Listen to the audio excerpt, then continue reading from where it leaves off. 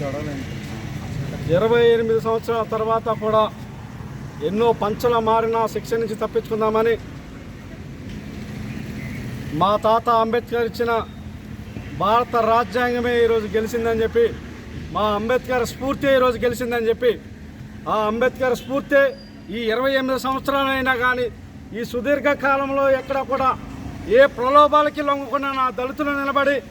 ఈ అట్రాసిటీ కేసులో దోషుడైన తోట త్రిమూర్తులకి శిక్ష పడే విధంగా చేసిన నా దళితులకి ముందు నేను రుణపడి ఉన్నానని చెప్పి వాళ్ళకి ముందు అంబేద్కర్ తరఫున పాదాభివందనం చేస్తున్నానని చెప్పి ఈరోజు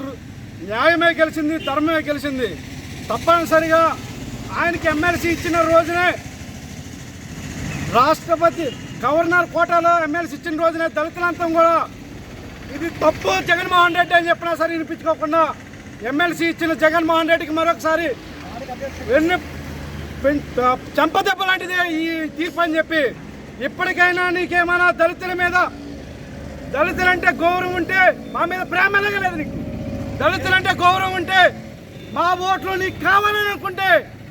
ఈ దుర్మార్గుల్ని తక్షణమే నువ్వు పార్టీని సస్పెండ్ చేయాలి,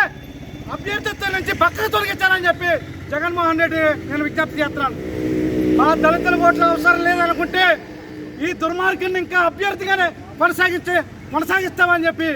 నీకు మా దళితులు కావాలా తోట త్రిమూర్తులు కావాలా తెలుసుకో జగన్ అని చెప్పి ఈ సందర్భంగా నేను నా దళితుల పక్షాన జగన్మోహన్ రెడ్డికి నేను హెచ్చరిక జారీ చేస్తున్నాను, నా డిమాండ్ జారీ చేస్తున్నాను అని చెప్పి, దళితులు ఎప్పుడైనా సరే ఖచ్చితంగా నిలబడి దేనికి లొంగరని చెప్పి దేశవ్యాప్తంగా మా దళితుల పేరు చెప్పుకోవడానికి ఈ కేసే సాక్ష్యం అని చెప్పి, అమ్ముడిపోయిన దళితులు అమ్ముడిపోవాలని చెప్పి ఎంతోమంది మమ్మల్ని అవమానంగా మాట్లాడిన చరిత్ర ఉన్నది. కానీ ఈరోజు ఆ చరిత్ర తిరగరాసిన మా చరిత్ర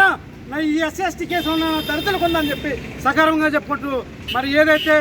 మరి ఈ దుర్మార్గమైన పాలనని అంతమొందించడానికి ఖచ్చితమైన సరైన అవకాశం సరైన సమయం వచ్చిందని చెప్పి జగన్మోహన్ రెడ్డి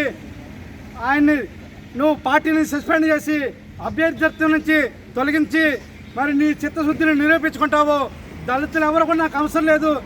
తోట త్రిమూర్తులే కావాలని మరి నువ్వు ముందుకెళ్తావో తెలుసుకోవాల్సిన సమయం ఆసనైంది అని చెప్పి జగన్మోహన్ రెడ్డి గారిని విజ్ఞప్తి చేస్తూ సెలవు తీసుకున్నాను.